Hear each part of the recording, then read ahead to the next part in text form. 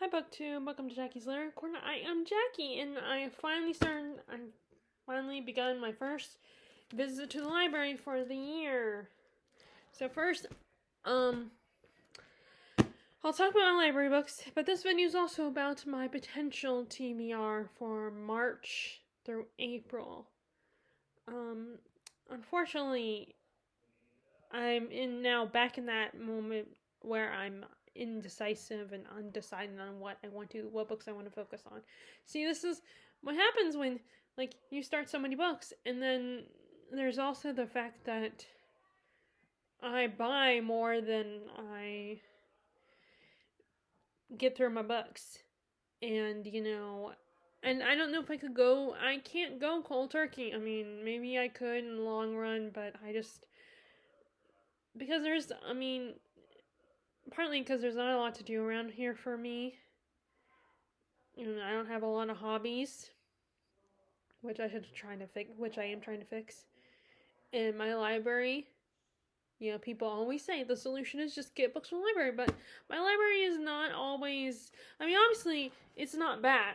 I was able to find 3 books, and they were 3 books I heard about on BookTube.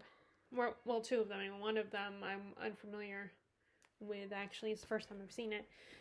So occasionally, it's really not as, probably isn't as bad as I make it out to seem like, but it's not ideal. My library is not that ideal.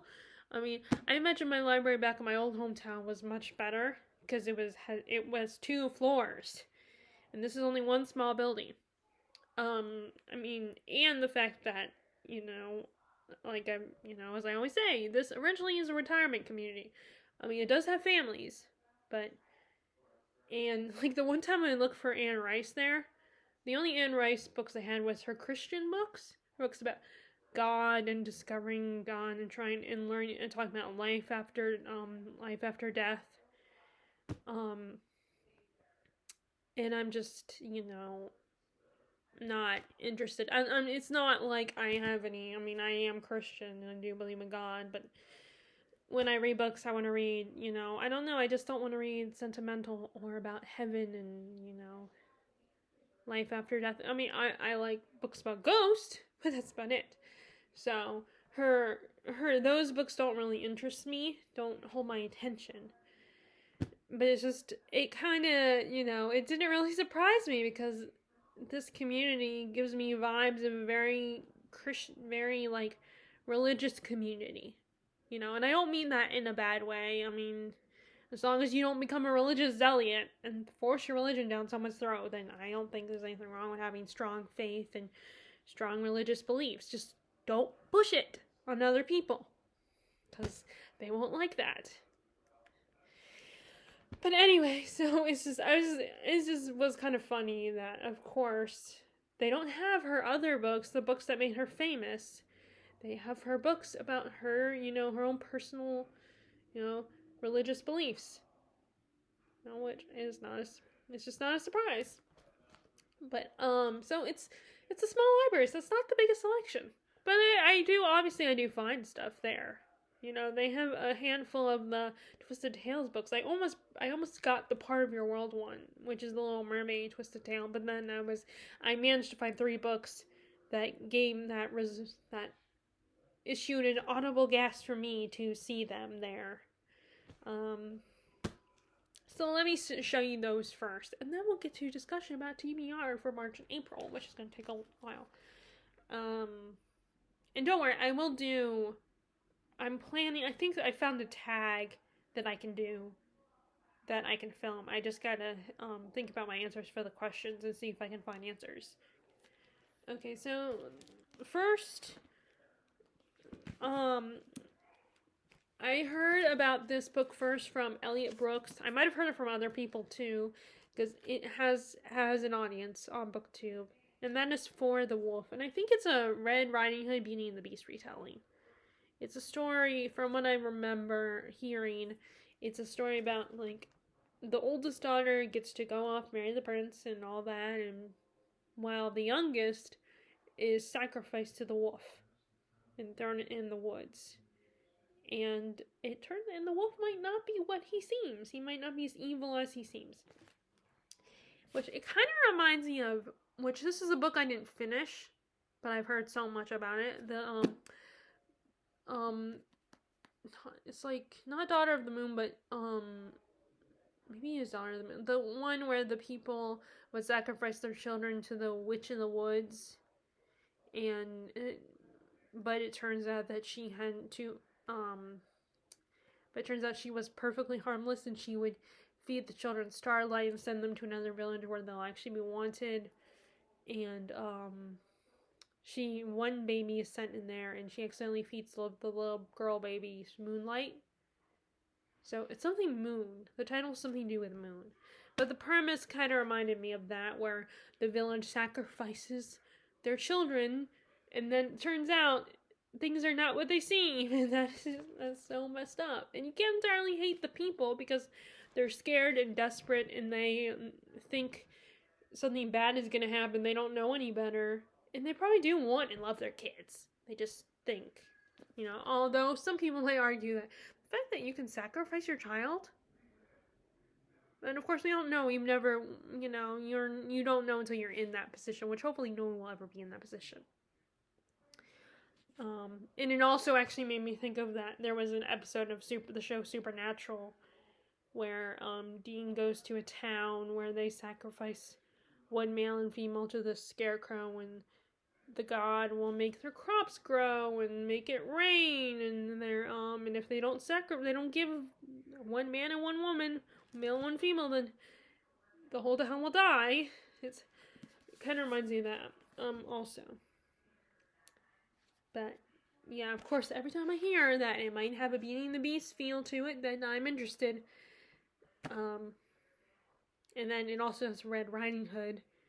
And there have been a few Red Riding Hood retellings. There was one. There was Cloaked. I think that was a Red Riding Hood retelling. It was the same author who wrote Beastly. And then there was the one where they made a movie adaptation starring Virginia Madsen and the guy who plays Belle's father in Twilight, and Amanda Seyfried is in it. I can't remember what it's called. And but yeah, so there's been a few. And then of course, there's stuff like Into the Woods, that kind of touches on. So I saw that, I was like, I have to get this. So I got it.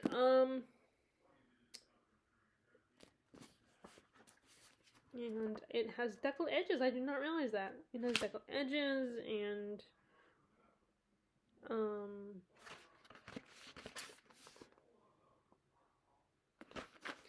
I'm going to read that one.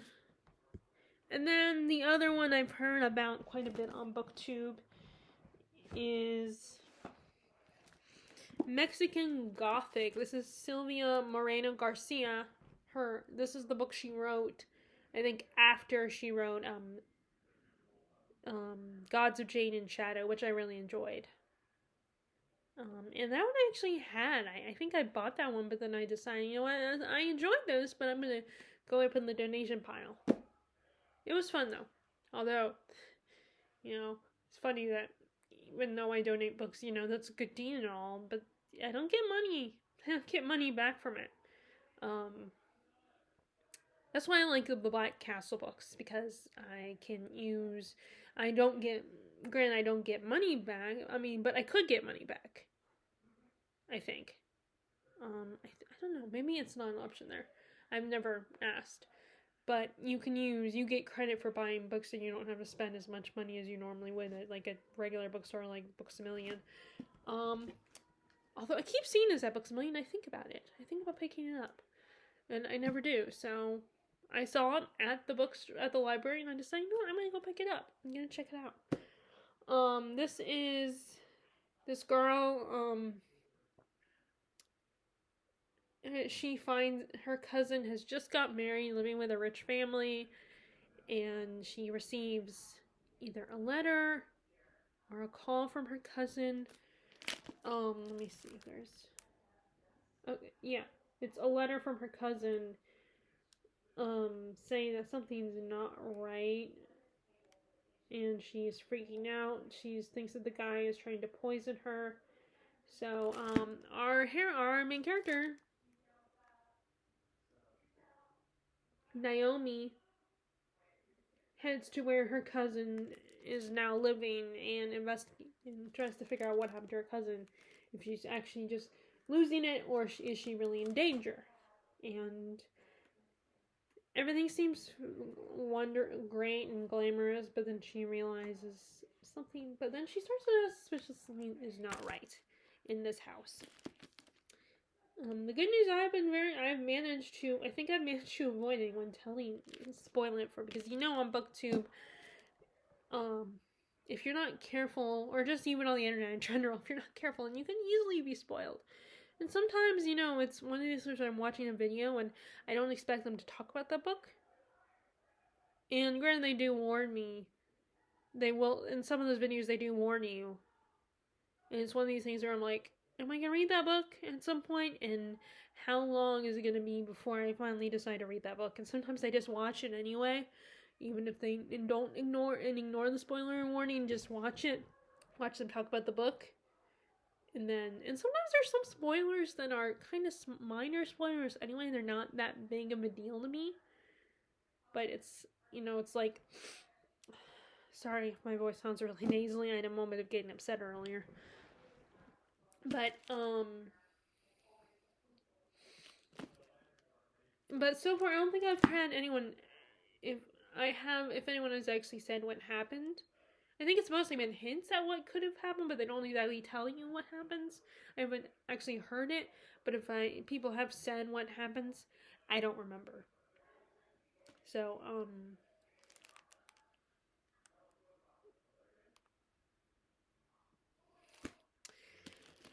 so it's all good, so it'll still be a mystery to me. So, like I said, I picked up one book that I had never heard of before. It looks like an older book. And it's a staff pick, actually. Are any of these staff picks? I don't think any of these... No, none of these are staff picks. So no one on the library staff has read them yet. But this is a staff pick, actually. It's called The Voyage by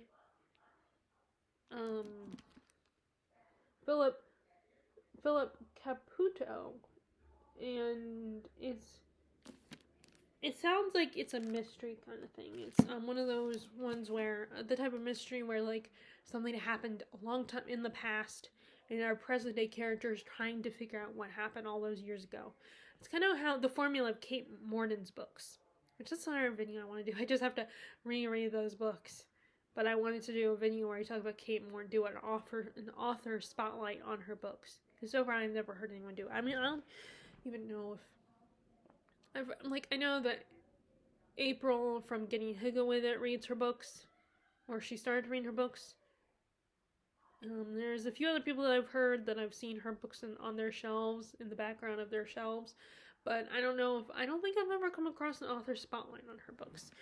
But like I said, she does the same kind of thing, like the impression I'm getting from this book.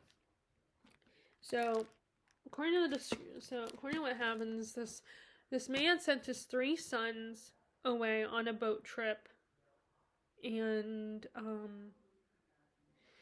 but they get stranded in Cuba for a period of time. They're told not to return until September. They sail to Maine, and then they're trying to go to the Florida Keys, but there's a storm that leaves them stranded in Cuba. Yep, I was right. And they even try to contact their father, but he does not respond. And then when their ordeal's over, so obviously they do make it back, it's never talked about again. So it's a century later, the great-granddaughter, the father's great-granddaughter, wants to know the truth about what really happened, wants to know her family's history, why did their father send his sons away, and what happened with their mother.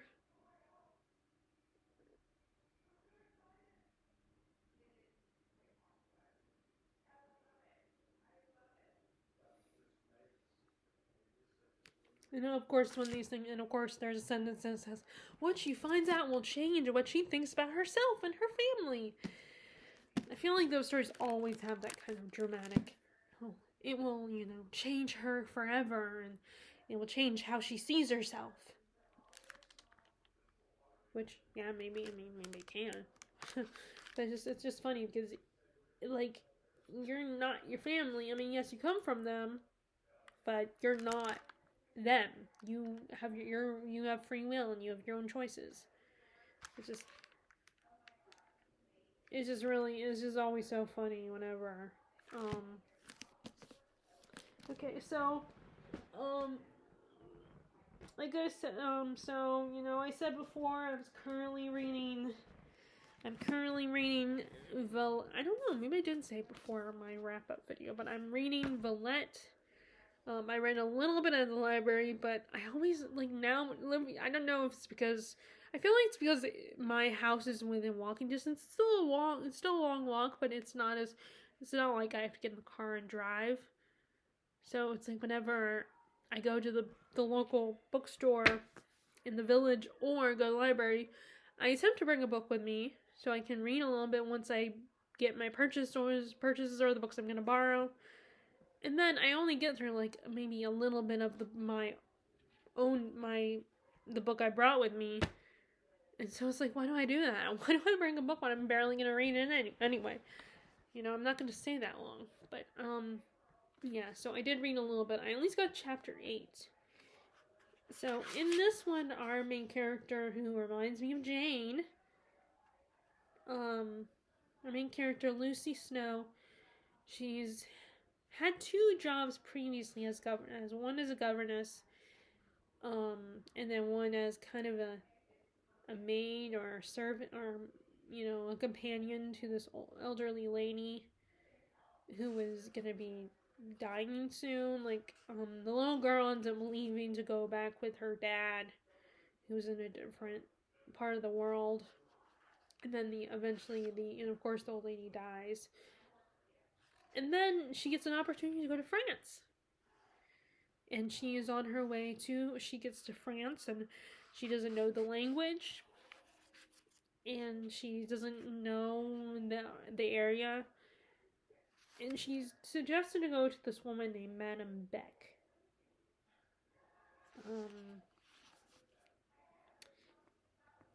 And she has arrived and has met Madame Beck, who is an eccentric old lady, which of course you always have those eccentric old ladies or old men.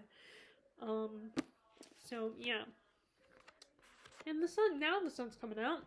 Well, I have an excuse to go on the porch. Although now the sun's coming out, I might wait to start, because I was gonna watch the Marvel What If episodes, the last 2. But, it's kind of hard when it's sunny, because my window and those shows kind of have a dark aesthetic, so it's sometimes it's hard to watch sci-fi and fantasy shows during the daytime, and I almost have to watch them. I almost always have to watch them during the evening unless it's rainy or cloudy, and today it was mostly cloudy except for right now it has a little sun. So I don't know when I'll watch those, but anyway, so yeah, that's where I am with that one. I haven't picked up the Miracle Game or Jonathan Strange and Norrell, which I wanted to read Valet first because I bought it first, and then I would get to Shirley, which I just got, which you guys, I think I've shown you previously that I got from Thrift Books. But I almost picked up Shirley because I have this thing where I want to prove to my mom that I read my books. So, I read the books that, she lets me order. I mean, not, it's more like I let her know that I'm going to place an order, just to let her know that something's coming and I'm using, But then I was like, what? It's not like she's going to be observing me all the time and watching me as I read my books. So, it's okay, So, yeah, and like I said, I didn't pick the other ones up yet. And then I read a little bit more of Dune. And things are starting to pick up. Our family, Paul's family, has been betrayed and been taken, and an enemy family has banished them from their home, essentially.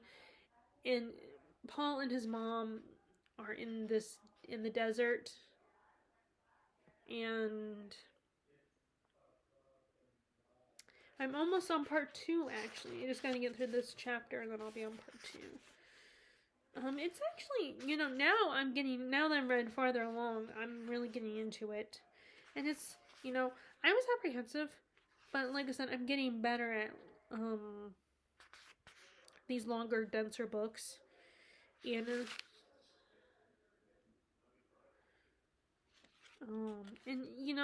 the writing is a little weird, at times. And then there's also, you get a lot of the characters' thoughts.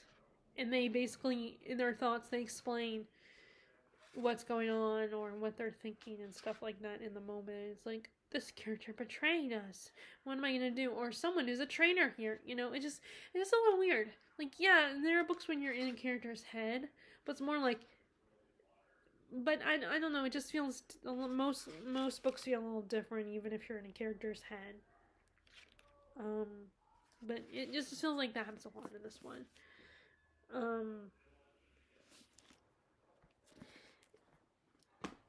And then we have the truth about the Harry Quebert affair.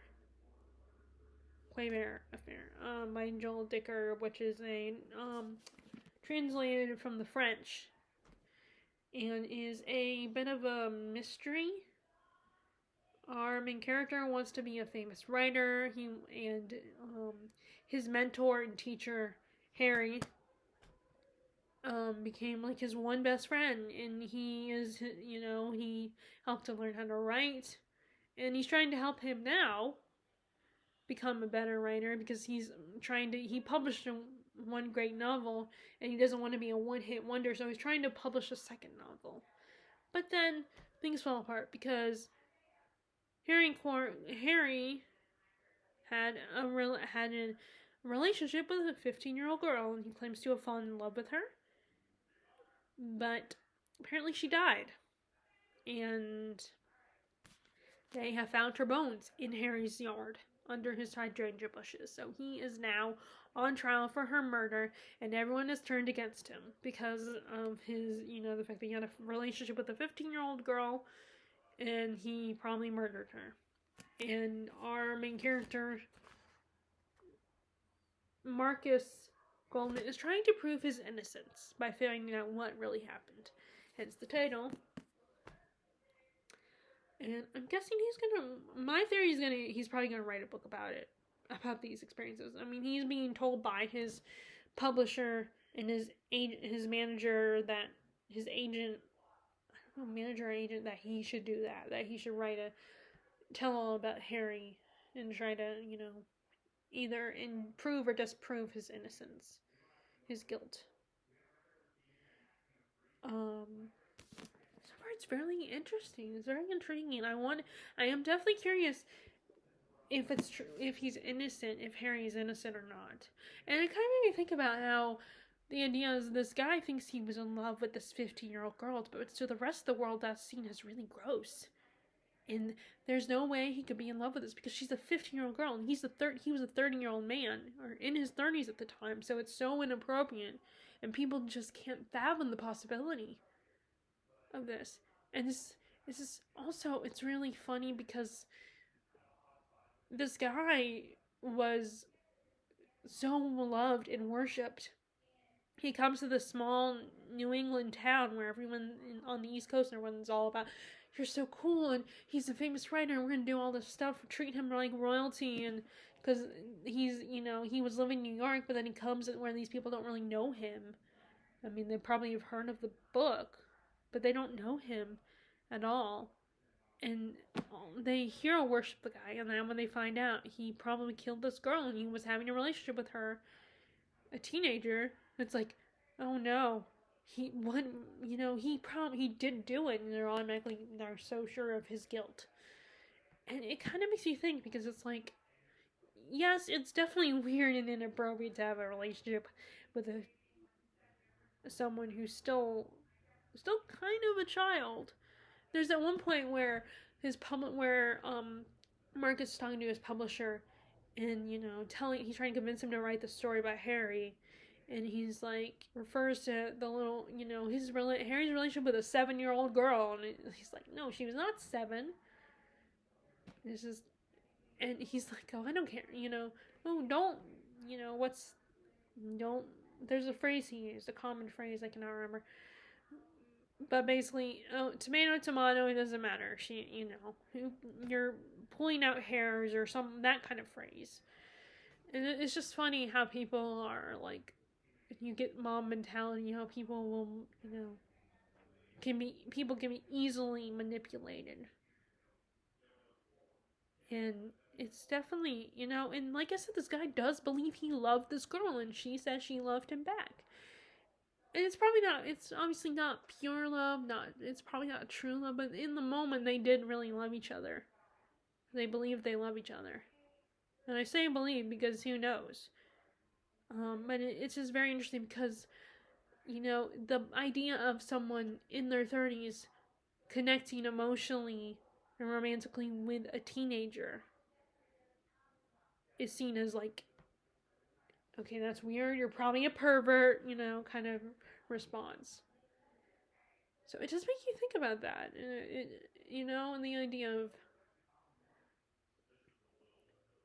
what you would think in this situation, how you would respond to this. Would you be like everybody else? Which most people probably would respond like everybody else and be like, oh my god, he's a pervert. I cannot believe, I thought I knew this guy, he's obviously guilty because they found, and the evidence is very damning because they found the bones in his yard, buried under these flowers. And they also his car, it was his car that they saw. So it's definitely, like I said, it makes you think a lot, and think about what would you do? How would you feel with the situation? So, I don't know when. Okay, so let's talk about my TBR for March and April. So my biggest problem, I have so many options, so many books. I'm thinking, oh, I want to pick up this one, but I also need to get to this one. And there's books that I've started, or I've read a lot of it, and then, I have to continue with it, but I'm like, there's books I'm more inspired to read in the moment. So where do I start? Okay, well, let's start with the nonfiction because it's the smallest pile. So the 3 nonfiction I'm considering are The Letters of John and Abigail Adams.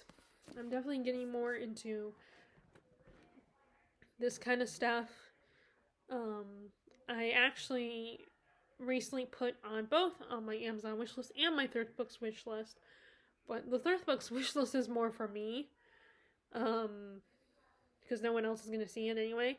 So it really, it's just more to keep, the books I'm interested in organized, set them aside for the future. But I put on there the Decline and Fall of Rome, or something like that, by someone Gibbons, like John Gibbons or something. It was a book that I heard about from Steve Donahue's library tour, extra long library tour. And every time in those videos, he's putting a challenge to everybody to do a library tour this year. I honestly still haven't done it yet, but I have thought about it. Every time I watch his videos and he reminds us that he's requesting we do it, I keep thinking, even if he doesn't watch my videos, I still feel like maybe I should try it. Maybe I should do it.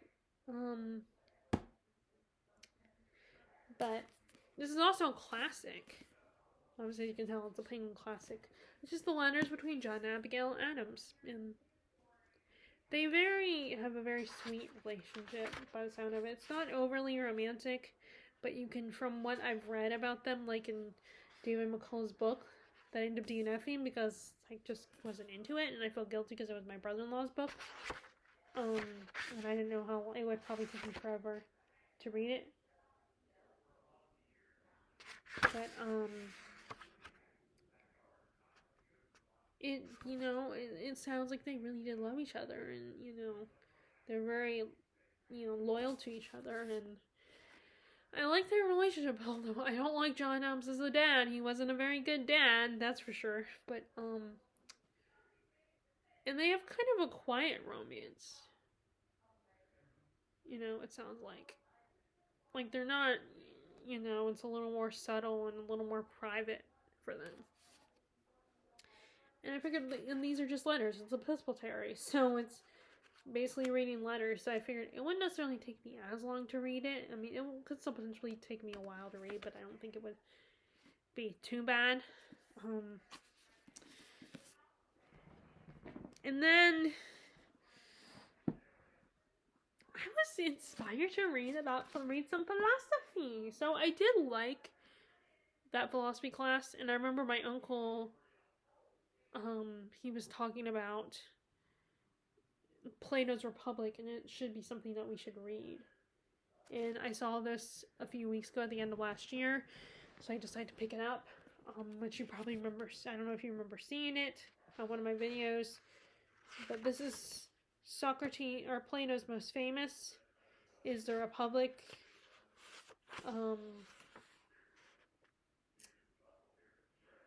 And I don't know a lot about philosophy, and I don't remember what we talked about in that class. I just remember that we used the Matrix as an example of philosophy, which I really liked.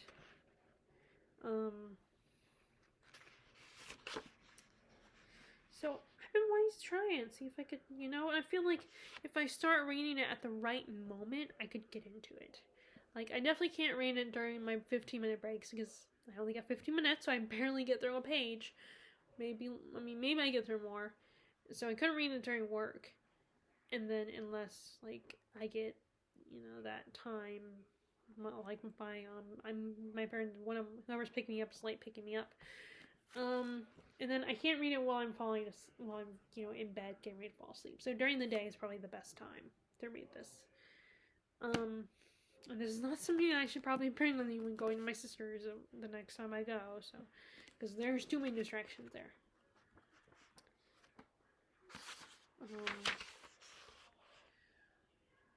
So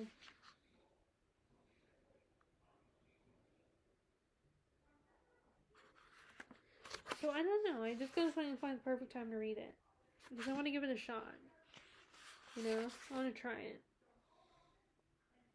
And I think it is kind of is telling a story in a way. I mean, or it's a dialogue. Like maybe kind of like a scene between a bunch of these people.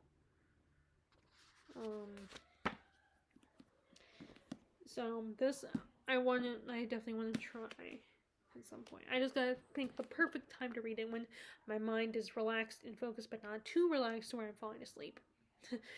And there's not too many distractions. Okay. And then the last nonfiction we have this is a famous book on mythology, Edith Hamilton's Mythology. And I really, let's see, what's the sound of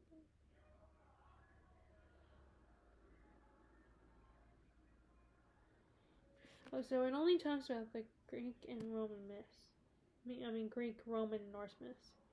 It isn't talking about like the Eastern culture, like Asian culture, Asian myths and stuff like that.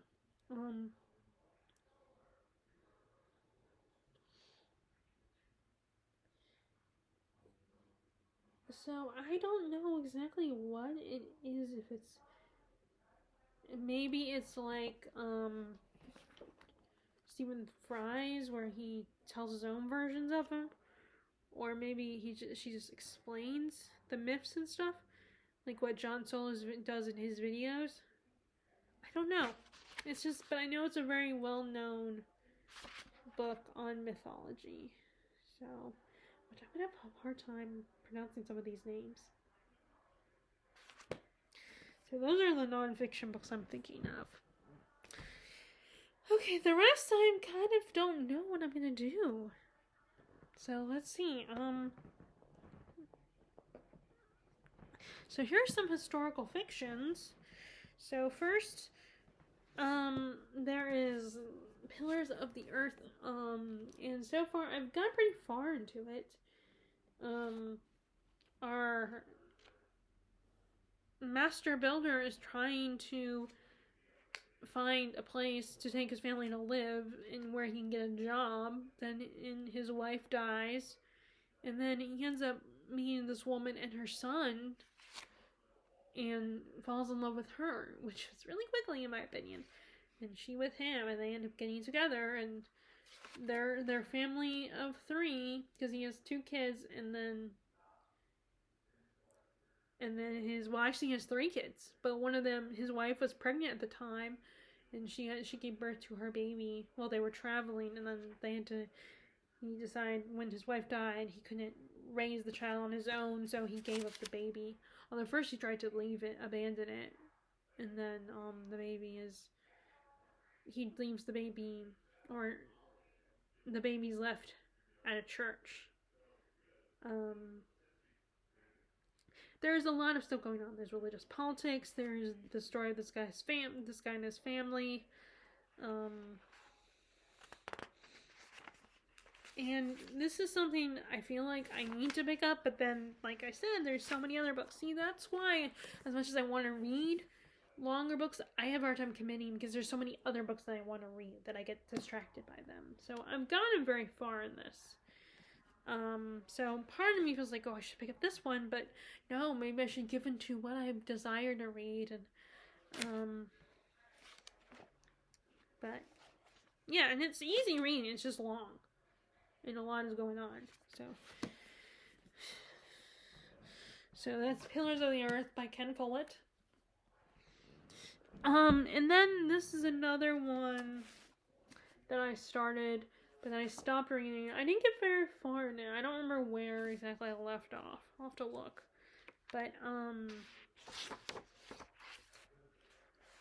this is the one with she finds out that, the Dracula might be real and alive, and her father died trying to find out. So now she is passed on to her, his daughter. And I had started this back in October, because I wanted to do kind of a Dracula themed TBR, but then I got, I also wanted to do October, and then also read some spooky reads too, and some dark academia, which reminds me, there's also a Discovering Witches, and then there's a classic here that I forgot to grab. There's some classics I wanted to grab as well. But part of me feels like I should get to this one as well, because I'd already started it.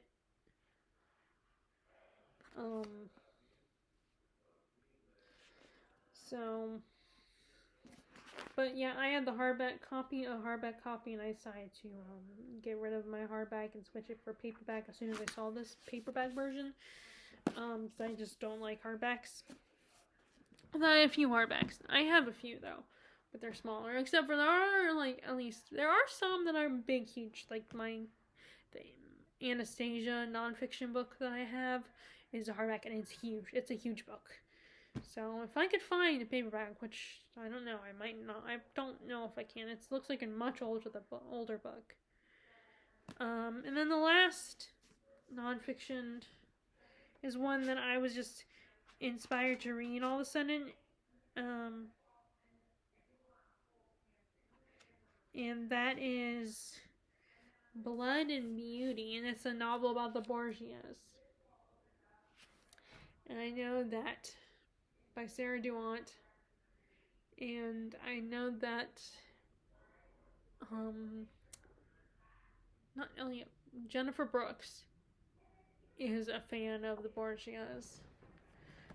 And it's funny that there's certain booktubers that are fans of certain period in history, and then I start thinking about, I want to get it. I want to get the fiction books about that time period, and it's funny that sometimes they don't like all of them because they care so much about this time period that they are very, can be particular and picky about it, and they don't necessarily love every historical fiction take.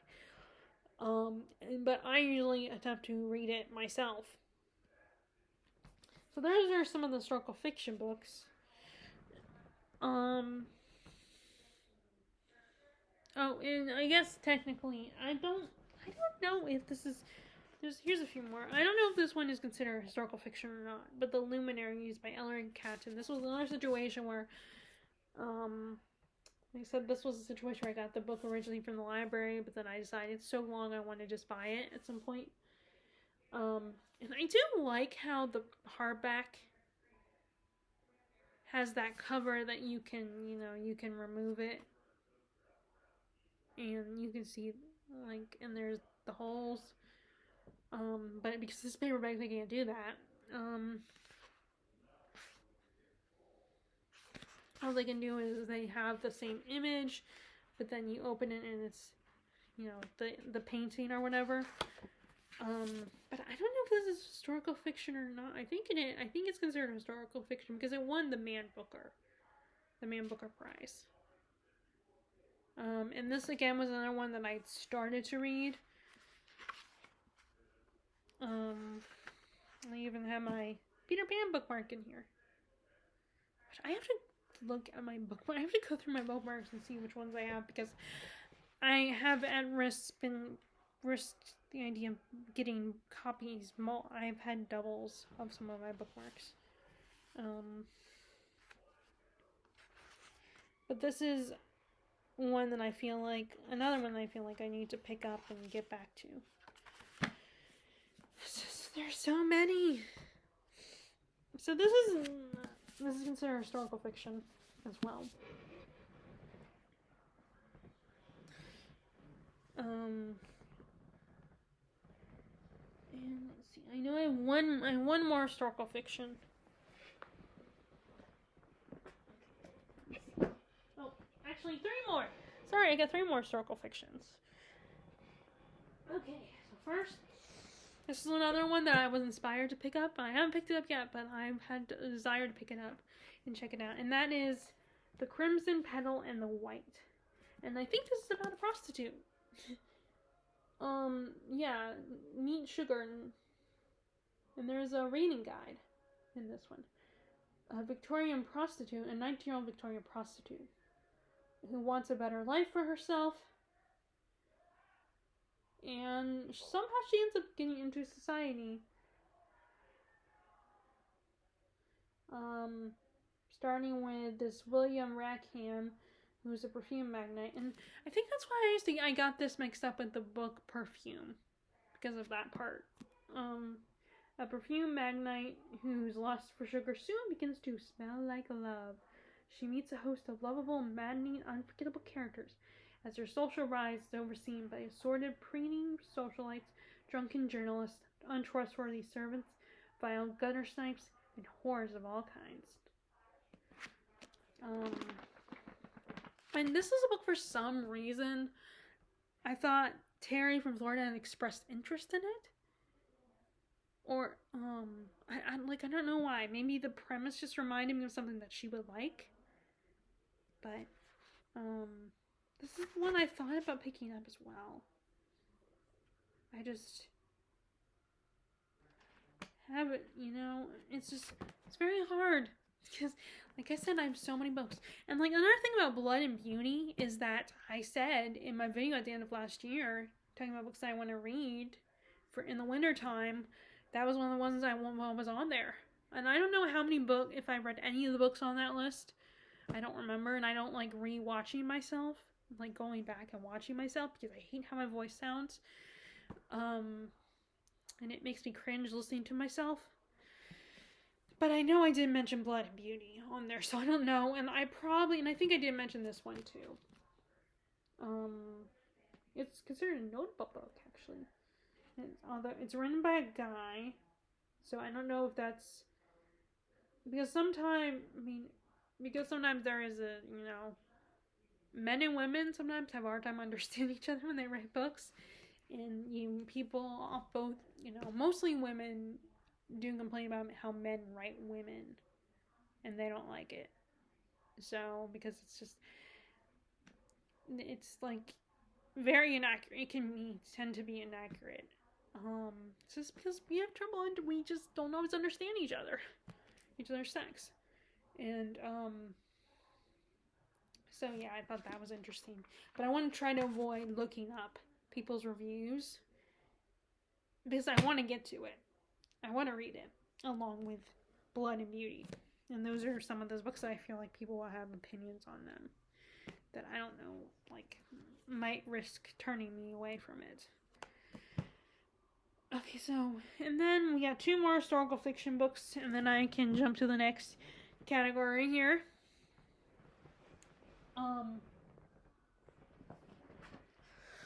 So next is one that I started, I think last year, either last year or in 2019, and that is The Physician. And it's about this young boy who, he is taken as an apprentice by a barber surgeon, which is a traveling, I don't know what exactly he is. Let me see if it says on the back. Other than barber surgeon. Well, he's a con man.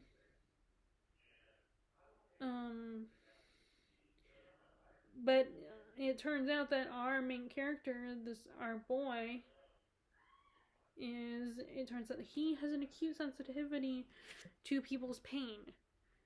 And so what I've read so far mostly focuses on his experience with the barber surgeon, but I know eventually from reading the back description multiple times, he decides he wants to go to the infamous school for surgeons to be trained to be a doctor, but it's in Persia, and Christians are not allowed to go to these Muslim schools. So he has to pretend he's Jewish? Yeah, he claims he's Jewish. And he studies under a renowned physician. So, it has been a while since I picked up this book. I remember enjoying it so far when I've read. So this is another historical fiction that I need to pick up and continue with. And then the last historical fiction is the second book in the Emperor series, which is basically a series about historical fiction about Julius Caesar and how he came to be.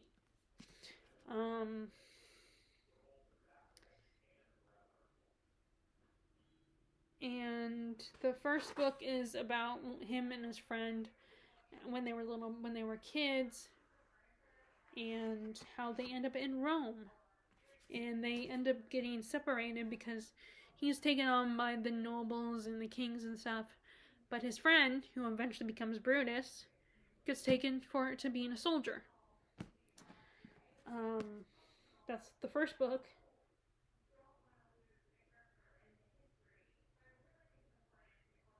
And the second one, he has to flee Rome, and is serving in a war in the army in the waters of the Mediterranean. He gets a fearsome reputation.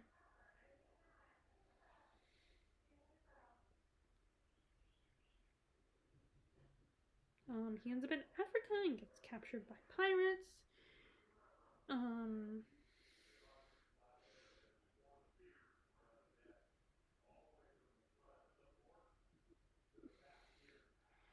He's stopping uprising in Greece. He comes to Rome. He returns to Rome, reunited with his best friend Brutus.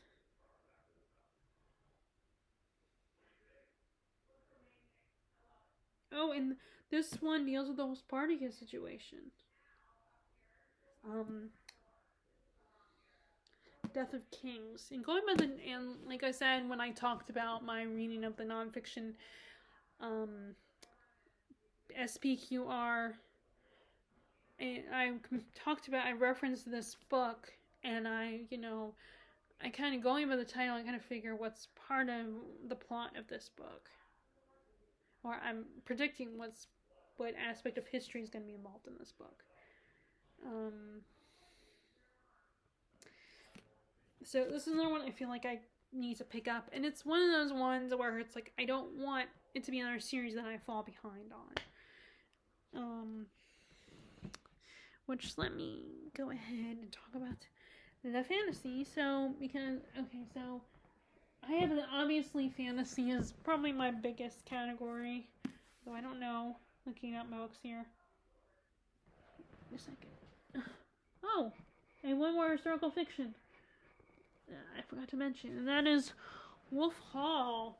I bought this again. I think I bought it before, but then I changed my mind. Either I got it from the library, or I bought it, or maybe I did both at one point.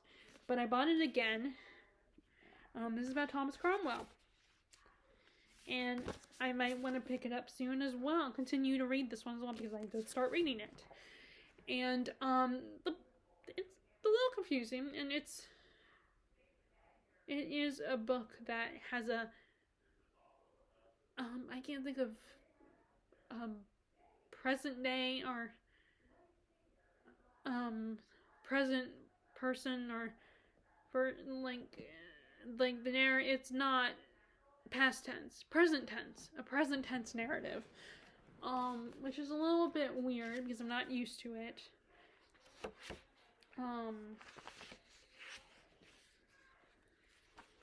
But we see Thomas as a boy with his parents, and because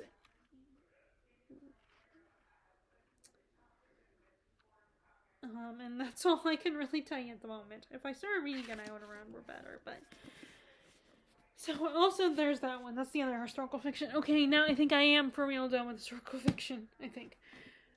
Okay, so next, this is a series, so the next one is another book that I feel like I need to prioritize sooner rather than later, and that is Son of Shadows. So I've read, it's been like 2 or 3 years since I've read Daughter of the Forest, and this is the sequel about Sorka's daughter.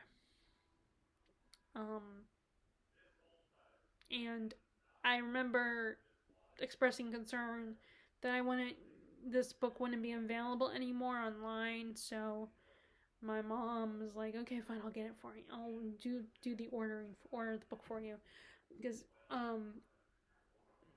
but that was a long time ago, and I still have not picked up this book, and I feel like I need to get to it. And this is actually, this was actually Thrift Books. We got it off of Amazon, but it came originally from Thrift Books, so I was like, oh my god, I've heard of Thrift Books, because it was before I signed up for Thrift Books that I got the book. So it's kind of exciting because I had heard about Thrift Books before, and how it was a great used bookstore. So I need to, and I think it has a forbidden romance plot. Like, the first one was enemies to lovers. And then this one I think is sort of the same thing.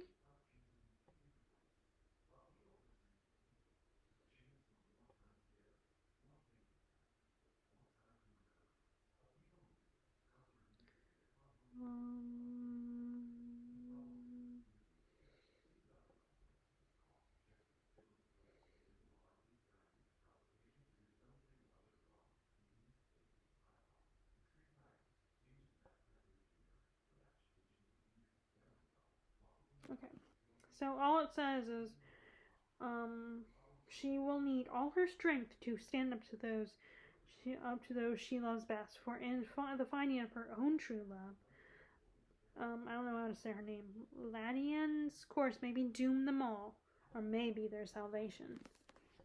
So I don't know if it's like a forbidden, I think it's a forbidden love thing as well. I don't know. That's the impression I got from that last sentence. So, I feel like I need to prioritize this one. It's so easy to say it, but then when I look at all my books, I'm like, but I want to read this book, and well, actually, I kind of want to read this one, and oh, I just bought these, and now at the moment I'm excited about those, and so And on top of that, I got 3 library books. So, yeah. So, I'm in a bit of a struggle here. Okay, so another book that I feel like I need to consider prioritizing is The Dragon Reborn. So this is book 4 in the series, in the Wheel of Time series. And I want to read this one. I want to read at least 2 books, just like I did last year, before the first season started. I want to read 2 more books from the series before season 2 starts. That's my plan. At least we got a whole year, which is nice. I get a whole year to go through these books. Now this one doesn't seem as long. This one seems one of the shorter ones.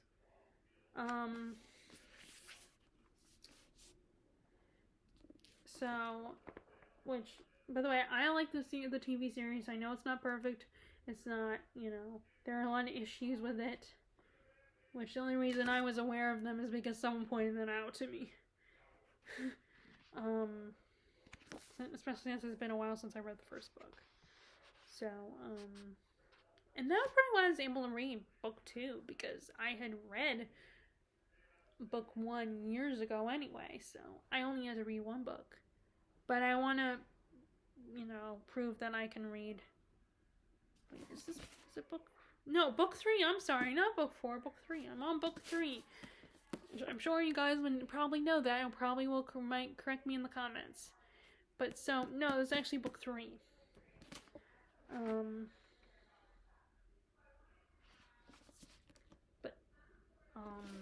So I want to get to this one, and I want to get to book 4. The problem is I don't have book 5. I have book 6, because the way I have them listed on Amazon, they were not in order, and so my mom didn't look.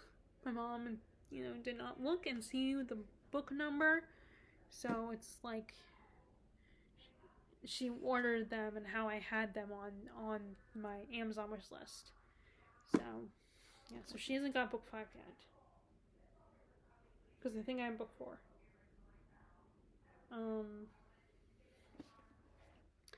So there's that. That is another one I should consider prioritizing. And then we have Trader's Blade. So this is the joint where I got this book not that long ago, and I feel like, I should pick it up. So this is about the group, these group of soldier elite corps called the Greatcoats. They used to,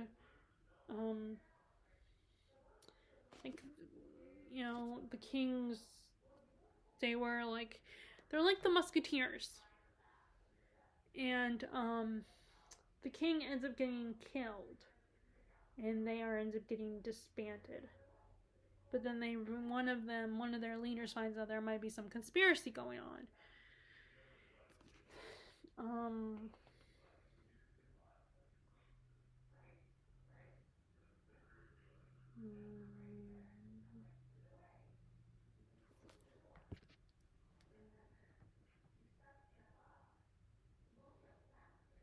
And they gotta reunite all the other Greycoats.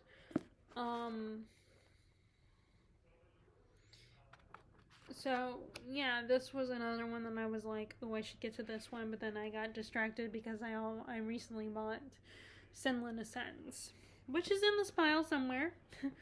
But I feel like I should prioritize this one before I get to Senlin Ascends and the other fantasy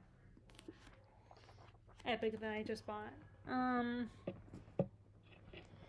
then, of course, here's the big one, the big boy, and that is Brandon Sanderson's The Way of Kings, the first book. And I've gotten pretty far. I'm on page 530 of this book. And again, Sanderson is an easy to read. It's just his books are super long.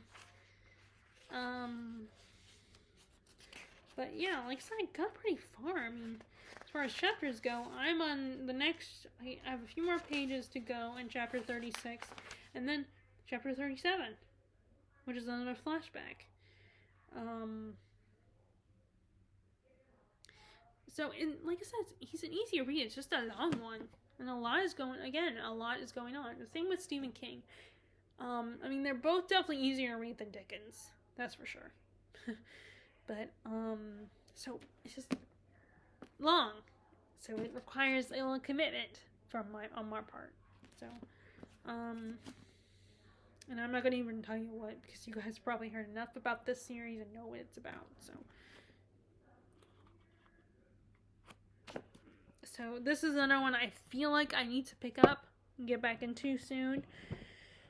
Okay, so next is the other fantasy book that I bought recently, and that is Rage of Dragons. And the bookmark just fell. I was using my dragon bookmark.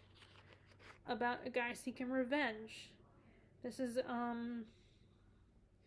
now, I don't know how many books there's going to be in this one, but if there's going to be a trilogy, a series, or a duology.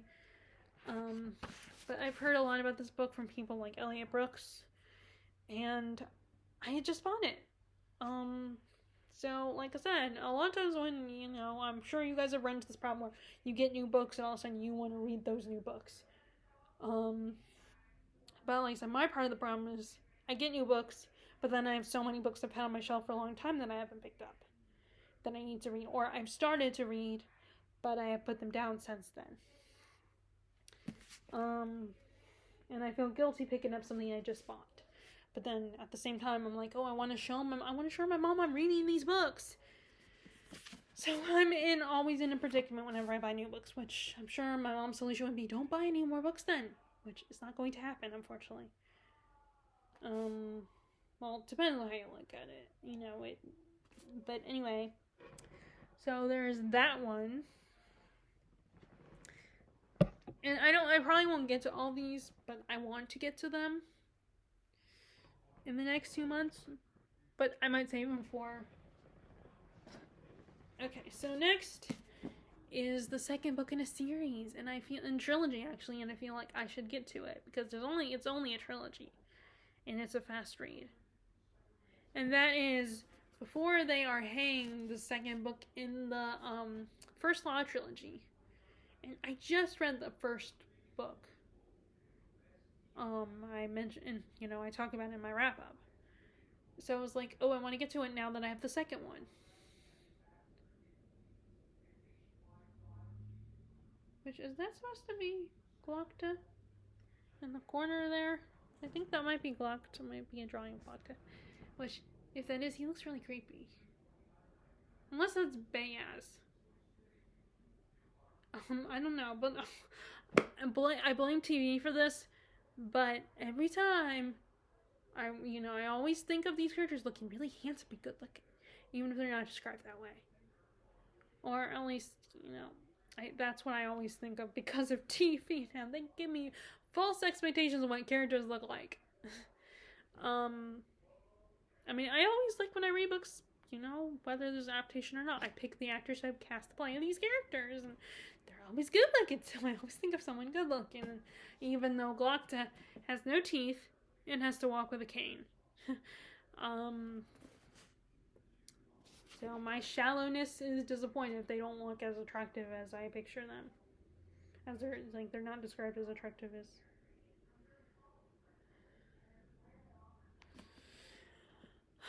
I don't know why it says the top.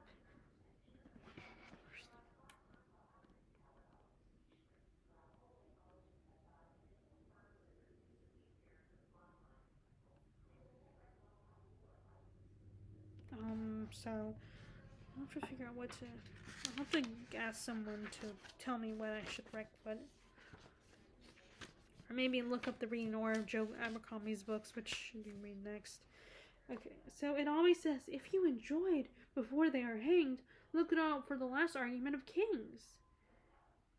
And it's like, well, unless you've decided to DNF the series, you're gonna read the next book.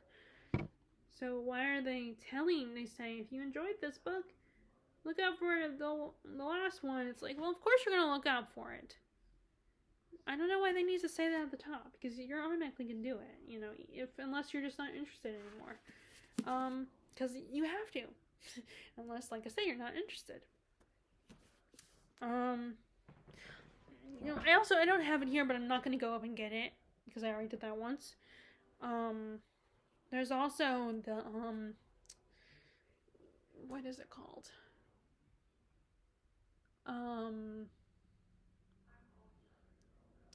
There's Dead House Gates. That's another one I need to read. Ruin, I need to read.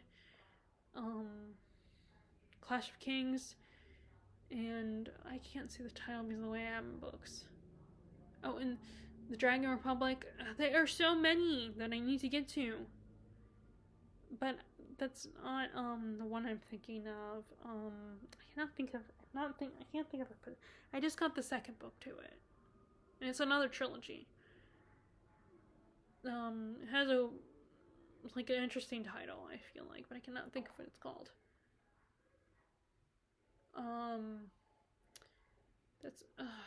The other one it's gonna pop in my head after I'm done filming this. But there's another one I want to get to as well. And then we have another one I need to get to that I don't want to let it fall behind too much is the third book in the Dark Tower series, The Wastelands. And I've said this before, I always remember this one being my favorite, especially because the creepy train. What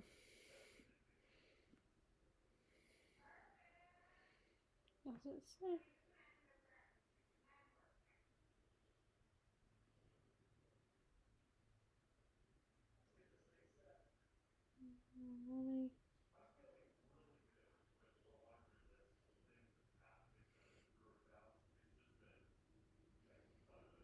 Blaine. That is the train's name, Blaine.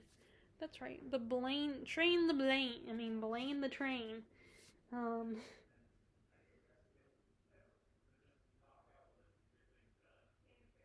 and then there's also a pirate. And the Frightening TikTok Man. Oh my god, I forgot about this. I don't even remember those characters. But, I read this whole book the first time. I don't know. The only thing I remember is Blaine the Train. Which, actually, the name is not that common. It actually it reminds me of a Ken doll.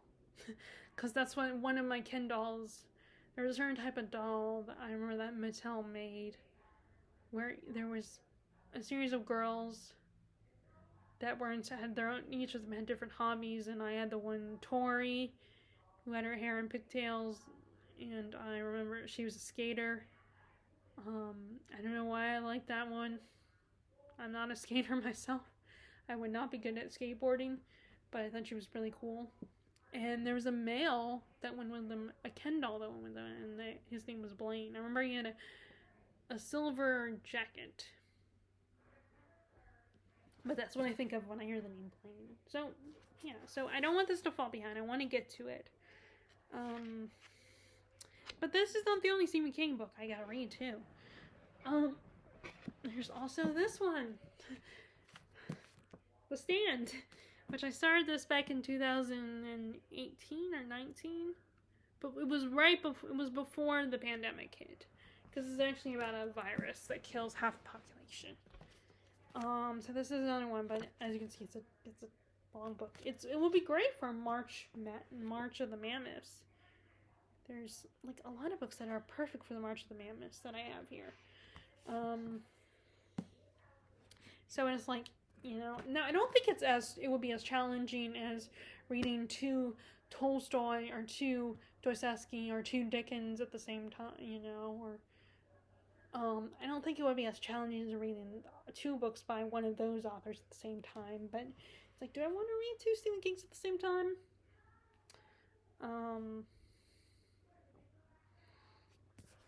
And I want to read a Stephen King that I haven't read yet. Because this one I have read, even though I barely remember anything. I just remember Blaine. So this is the other Stephen King that I need to get to. So those are the 2 Stephen Kings. And they're both kind of in the fantasy realm. Although one is more science fiction. The Stand is more sci-fi, I think. And then another fantasy. This is An Heir to Senla Ascends by Josiah Bancroft. I finally got the first book. this guy, Thomas Senlin, and his new bride go to this infamous Tower of Babel, and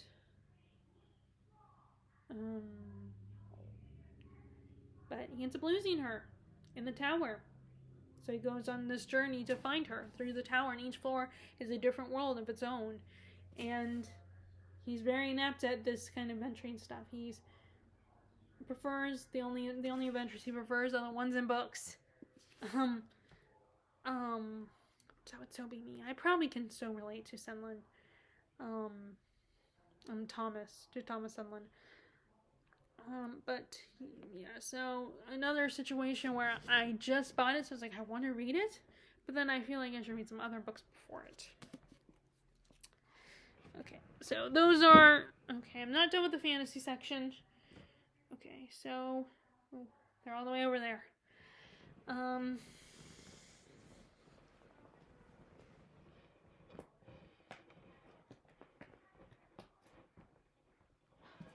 Okay, here, let's go. Oh, crap.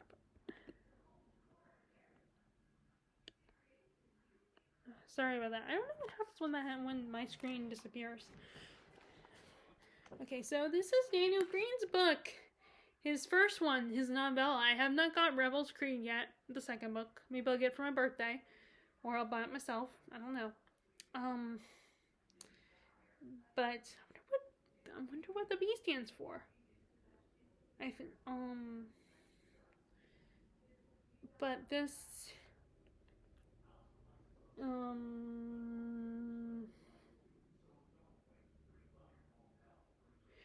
and Evan Winter. That's so cool. I bet that's really cool that some famous author like Evan Winter would comment. He's the guy who wrote Rage of Dragons. Let me just go ahead and read what it says on the back. Up the top it says, the tagline reads, when an imperial family is found butchered, officers of God are called to investigate. Evidence points to the rebel group trying to stab fear into the very heart of the Empire. Inspector Clyd begins a harrowing hunt for those responsible. When a large conspiracy comes to light, she struggles to trust even the officers around her. Which I'm guessing this is her. Like I said, I haven't read Rebel's Creed yet. But I haven't bought it yet, so I need to buy it soon. But yeah, I think it's a novella, so it wouldn't take me that long to read. So I feel like maybe I should prioritize this. It's just, sometimes I feel like if I only got one book from a series and there's other books out, then it's like, should I start reading the first book or wait and get the next book and then start reading so I can go straight into the next book?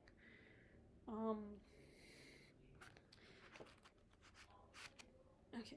But then, like I said, it's not at the same time it's a novella, so it wouldn't take me that long to read. Okay. Okay, time to once again dive down and get the other ones. And then I also have the classics to tell you about. Okay, so unfortunately I have to get these at one by one. Okay, so then we have Elliot Brooks's book, Peace and Turmoil, this is also from a series, and is the Dark Shore series, and I'm on chapter 22 of this one. It has multiple main characters, and there's several characters that are each protecting a special object or weapon. Because it's so long since every time I pick it up, I put it down for such a long time, I could never really fully explain the plot. But I need to pick it up again permanently and finish it. And it would actually be perfect for March of the Mammoths and for Tome Topple, which I'm hoping will be coming up soon. I don't know when Samantha from Thoughts on Tomes is gonna do. Sam from Thoughts on Tomes is gonna do her Tome Topple, but I think she has one. It's gonna be in the spring, but I don't know when it's gonna be in the spring. If it's gonna be March or it's gonna be April or May, I'll have to check. I'll have to find out for sure. But yeah, I need to pick this one up again, and I need to read it straight through so I can actually tell you guys what it's about properly. Which I love the cover. And I'm looking forward to her second book already, and I'm like, I haven't even gotten to the halfway point, and I'm excited about her next book. But I know that she's had some setbacks in her personal life, so she hasn't gotten into writing it yet. So I don't know when it's going to come out. So there's no rush. That's the problem. There's no rush for me to finish this book, but I do need to read it. Okay, and then I have 2 more in the fantasy section, then the rest are classics. And there's one classic that I forgot to grab that is over there.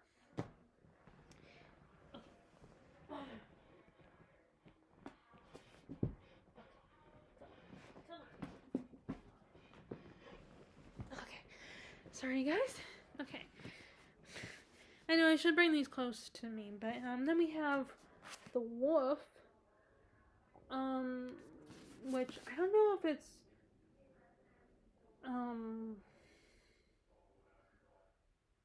and I don't know if this is the one they're talking about where it's cavemen.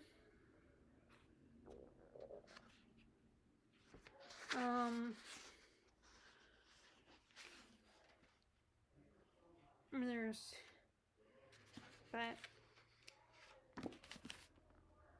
beyond the Black River, among the forests and mountains of the north, lives an ancient race of people.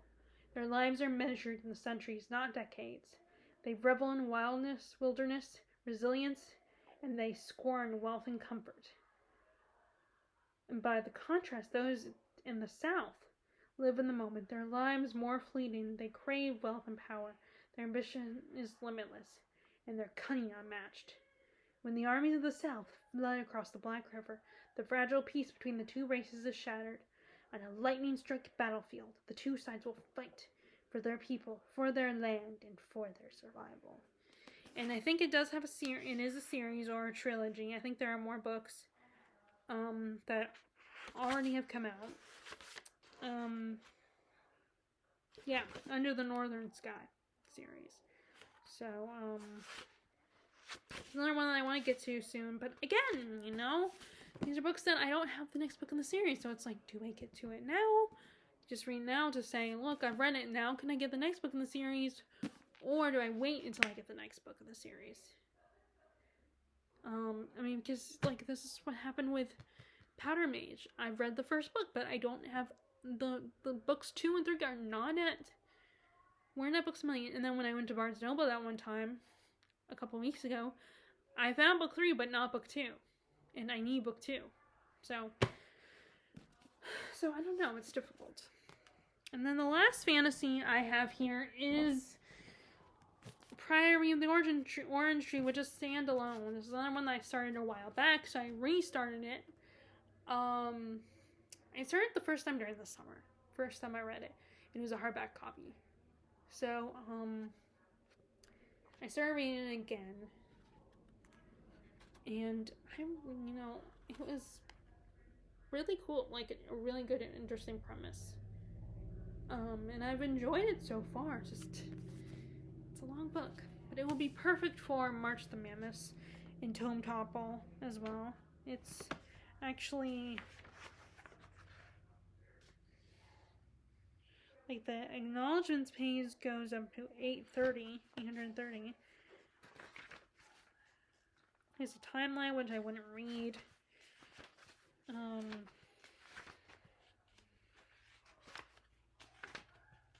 So not counting the timeline,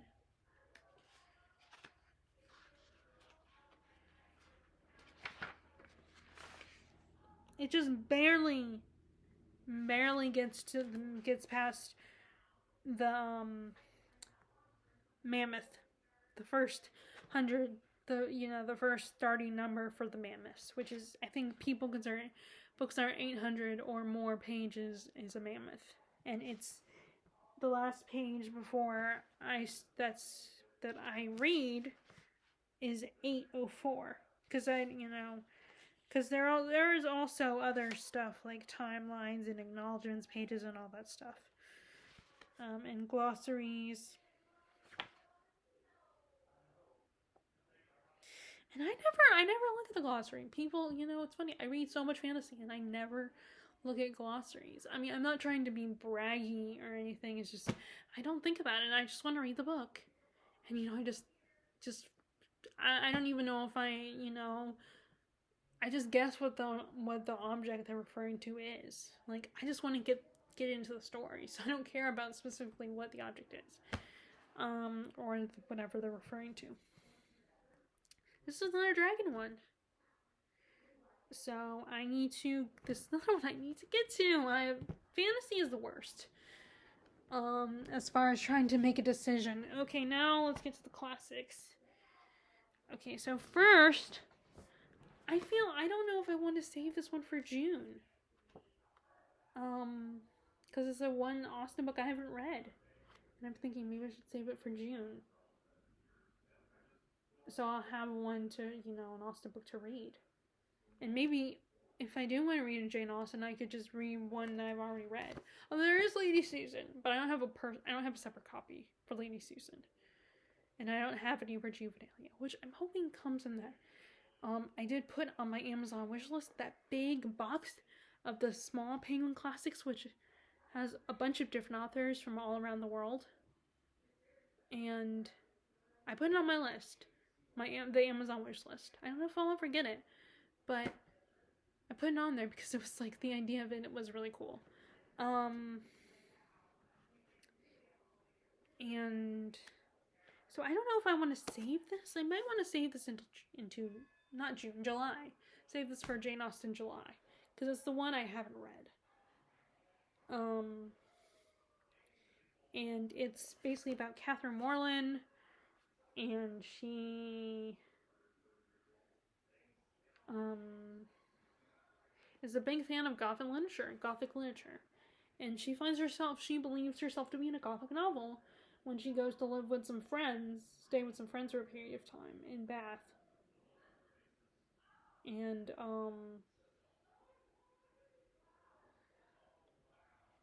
it's like I want to read it now, but it's like should I wait until Jane Austen July so I have something by Jane Austen I haven't read yet? So I don't know. I might save this one for Jane Austen July, but again, I want to read it now. That's what happens every time I talk about these books in these videos. All of a sudden, I want to read them. There's in fact another nonfiction I thought about. There's two. There's the histories. Actually, no, Aeneid's not a nonfiction. There's the histories. I want to read. I thought about picking up that one too. That one's not in the nonfiction. That's actually in my classic section. Because I just bought it recently, so it was like I just put it there because it was easier to just put it over there instead of finding a space. So it's like, do I pick this one up now or wait until July? That's the thing. Oh, wait. Oh, I got one here in the classic section that's not a classic, but is actually historical fiction. But I will get to that one in a minute. And then we have the Brothers Karamazov. Which actually there was a book that just came out. The Family Chow. That is, and Steve Donahue got that one sent to him in the mail to do a review of. And it's it's like the Chinese modern version of the Brothers Karamazov. And I have been meaning to read this. I still haven't picked it up. I started, but then I put it down and I don't pick it up. And I do like it. I enjoy it. But again, big commitment. Like some of these books I need to, just start reading them. Just maybe put a pile of books that I have started to read and then have a pile of books that I haven't picked up that I want to read. And organize it like that.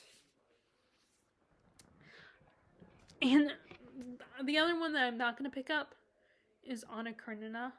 That's the other Russian literature that I want to read. Oh, and The Master and Margarita is another one I considered as well. Those two as well, but I'm not going to go up and get them. Those two also, but I feel like I should do Brothers Karamazov first and then get to those two, but I do not know. I am very feeling scattered right now. Okay, so the last classic is so I talked about this on I talked about this before, how I wasn't sure if I wanted to get back to Our Mutual Friend or if I wanted to read this one. because this one kind of got my attention at the moment. And it's Dombey and Son, where this man has a daughter, but because she's a girl, he won't let her run the business, their business. He's always wanted to have a son to run the business with him, and he won't let his daughter do it.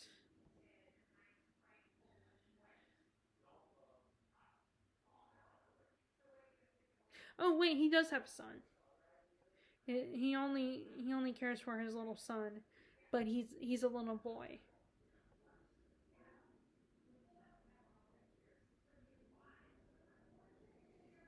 And I feel like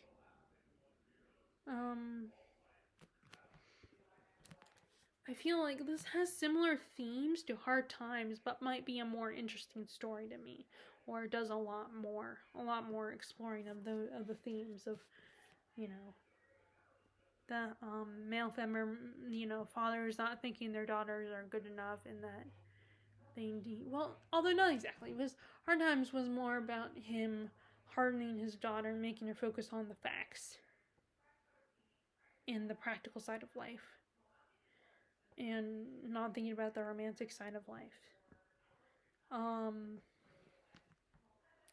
But you could argue that it still kind of explores the same kinds of things. But like I said, I keep thinking about this one, so maybe I should lean towards this one and just come back to Our Mutual Friend. And part of me also, my logic is also, oh, I don't know if I want to get to this one, because what if this one becomes a favorite? And, oh, I want to read, like, Katie from Buxton thinks favorite book first, and then maybe this will become a favorite if I read this one after. So I've always had the mentality of save the best for last. Save the favorite thing for the thing that I think might be my favorite for later. And I think that comes from the mentality of my dad always telling me and my sister that, you know, once you open your gifts, then Christmas will be over. I think that's what he would always tell us when we were kids. I'm just reminded of that. So I think it kind of, that whole mentality stuck with me. So it's like, I want to save the best, or the things that I think will be the best, or the things that I think will be favorites for later. Because I'd want to get through the other stuff first. And not to say the other stuff isn't worth anything or isn't special. It's just, you know, we all have our preferences. We all have our favorites. So I keep thinking about picking this one up. See, and again, like I said, the more I talk about this stuff, the more I'm inclined to pick it up. And then the last book I want to talk about is not a classic. I totally forgot. It is a historical fiction, and it's one I just bought the other day, and that's The Bloodletter's Daughter. And it takes place in Prague, and the bastard son of the emperor, Don Julius, he's afflicted with this madness that affects the prince to depravity. So he's banished to Bohemia, and he is taken to the care of a bloodletter, and he ends up falling in love with the bloodletter's daughter. He becomes obsessed with her,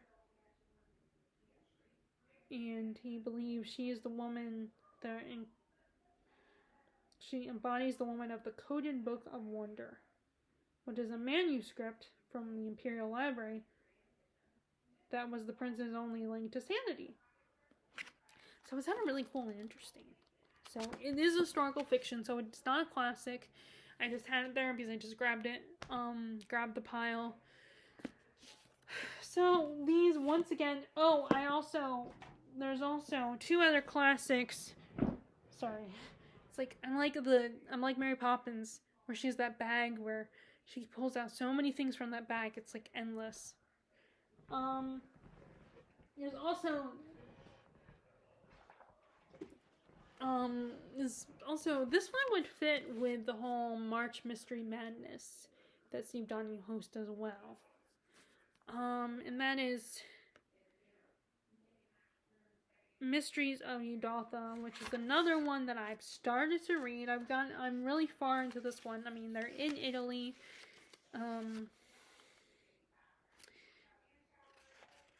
So this is another one I should consider picking up and reading.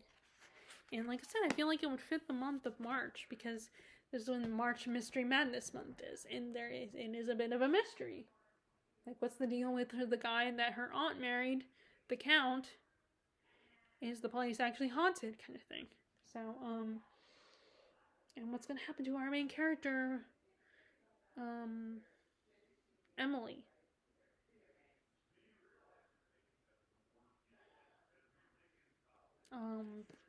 So yeah, this is a good one to consider for the month of March. And then last, we have Les Mis. Another chunker would be great for March of the Mammoths. This is another one. When I got it, I was excited, so I immediately was like, I want to read it right now. And I started to read it, and I'm still with the bit. We're still learning about the bishop, the guy who he granted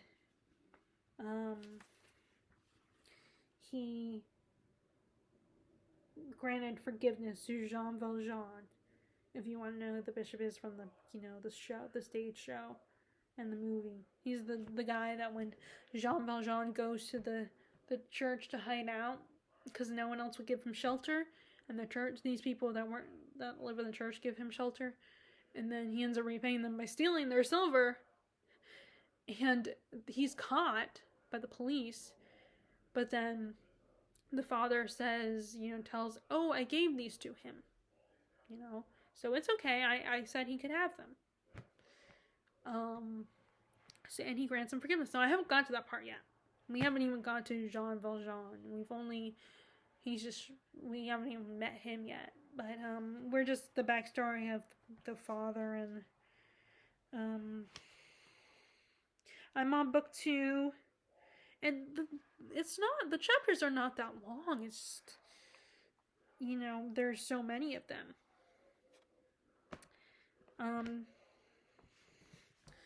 But yeah, this is another one, and I also love the look of this book. First of all, I like how it matched one of my, not this outfit, but another outfit that I had, a red turtleneck with my black and red sweater.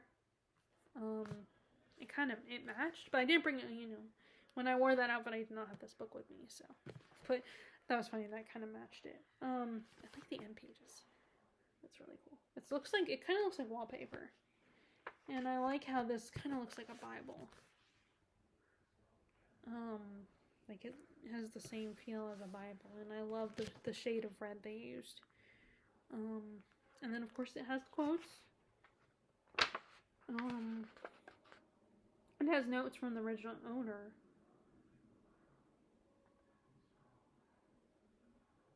Which I can't read the person's name. It's written in cursive. Oh, maybe it's Erin? Erin Ellis? Maybe that's her name? And, she was better, and it looks like she was better at taking notes than I was. I just underlined a lot of stuff, and I guess he's familiar, and this Erin woman is, I think she's familiar with Victor Hugo. She probably read Hunchback of Notre Dame. I started to read that and then got bored.